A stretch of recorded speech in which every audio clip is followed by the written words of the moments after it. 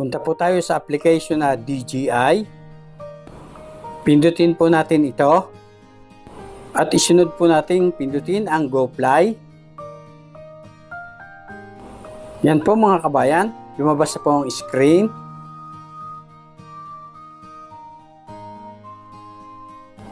Pindutin po natin sa kaliwa ang arong pataas.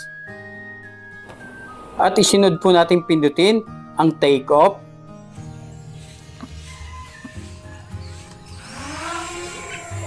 Home point updated.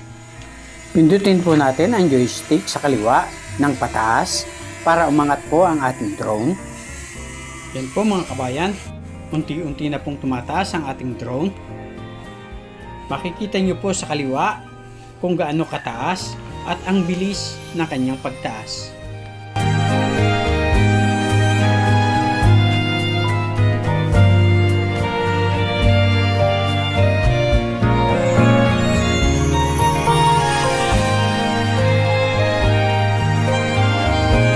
Paabutin po natin ng 86 meter na taas at subukan po natin paikutin ang ating drone sa pamamagitan po ng joystick na igawi po natin sa bandang kaliwa. Yan po, pupunta po sa bandang kaliwa mga kabayan.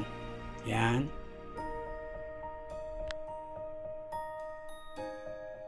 Ngayon po mga kabayan ay paikutin naman po natin ang ating drone ng pabalik. Yan po.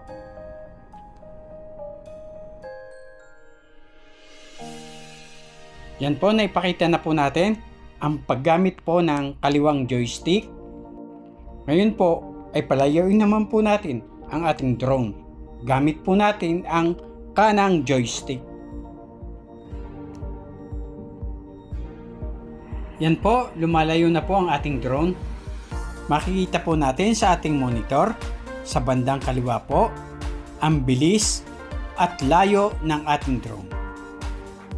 Ngayon po mga kabayan ay susubukin po natin na palayuin ang ating drone ng 2 kilometro. Kasi nasubukan na po natin palayuin ang ating drone ng 1 kilometro sa Nagilian, La Union. Ngayon po ay susubukin po natin dito sa Batangas na paabuti ng 2 kilometrong layo.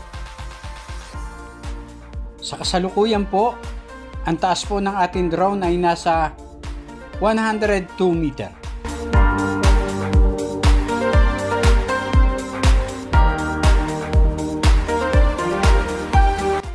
Ito pong arong ito, sa ating monitor ay ito po ang ating drone.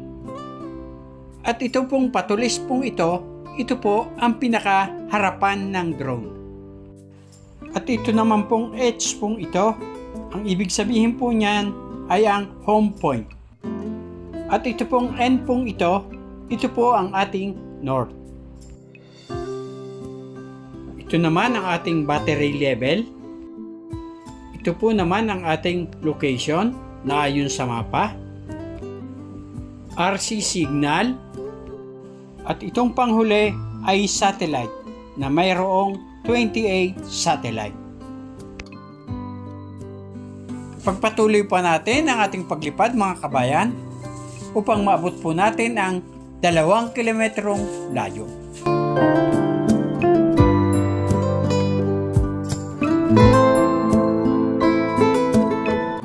Ang layo po ng ating drone ay nasa 725 meter at bilis na 8 meter per second.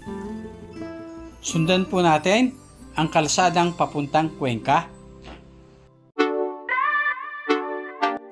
May warning po tayo na mahina po ang ating signal. Yun po ay unang warning pa lamang po.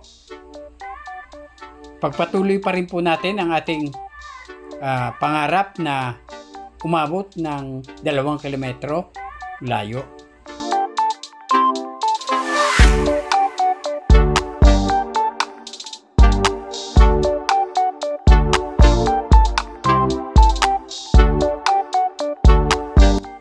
Yan po mga kabayan, nabot na po natin ang 1 kilometrong layo.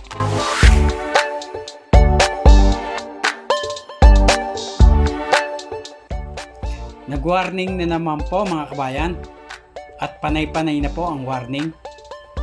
Talagang mahina po ata ang signal.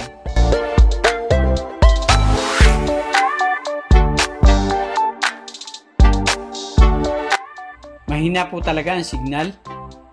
Nag-black and white na po ang ating monitor.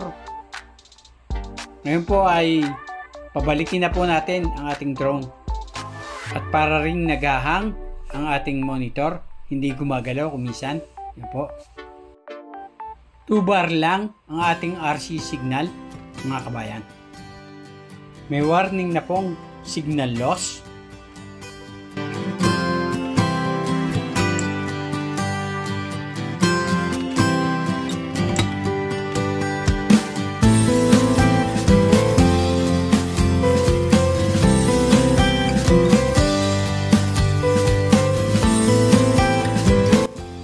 Black and white pa rin po ang ating monitor mga kabayan.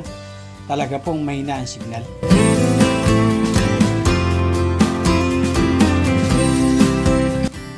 Yan po mga kabayan, bumalik na po ang kulay. Ang colored na po uli ang ating monitor. Bigo po tayo na maabot po natin ang 2 kilometrong layo mga kabayan, kakabsat kasangkayan.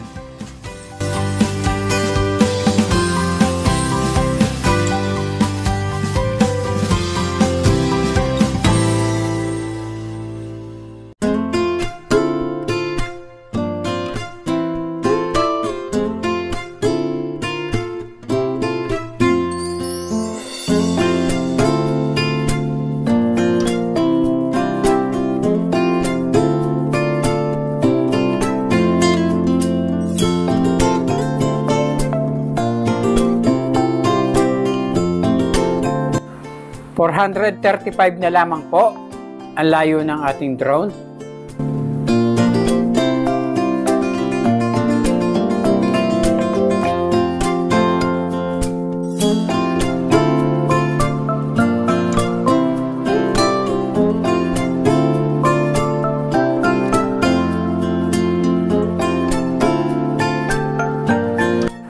Dapat po nakaharap po ang ating drone sa home point.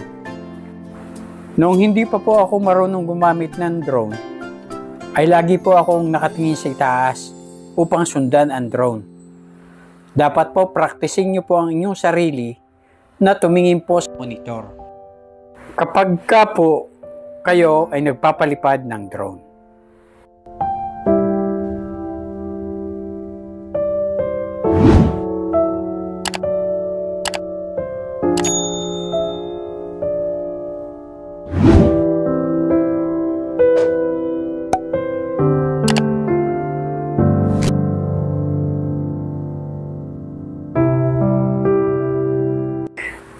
Nasa 17 meter na lamang po ang layo ng ating drone.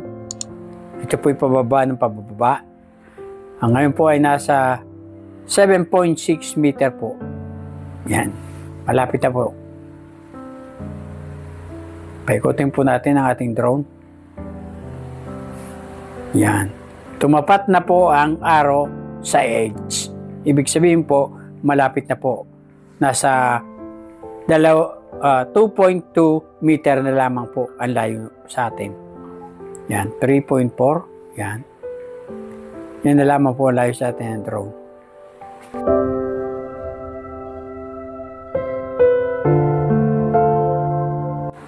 Nasa layong 1.8 meter na lang po. Ngayon po ay pababain na po natin ang ating drone.